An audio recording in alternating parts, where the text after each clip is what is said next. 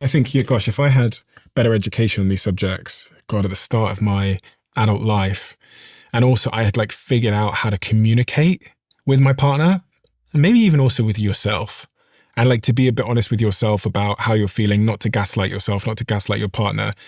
It just goes to show how better relationships would have been, not just with your romantic partner, but really with all the people in your lives. And this is easier said than done, like especially the communication part, because these are very, very sensitive subjects. And so we'd rather just shut up about them and keep them as these sort of like secrets that we whisper about with the closest people in our lives, maybe our best friend. And I just think generally one of the things I've come to learn from doing this podcast as well is that, there was this quote I read. It said, you can predict the long-term health of a relationship by whether each challenge heals to 101% or 99%. Does your conflict make you stronger?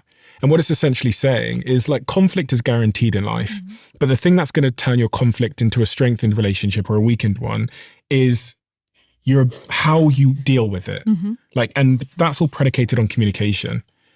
And so if we can just teach people how to communicate, if we can become better communicators, which is both a function of speaking and listening, and I guess curiosity, then all of these downstream challenges and misunderstandings would have a chance of being solved for.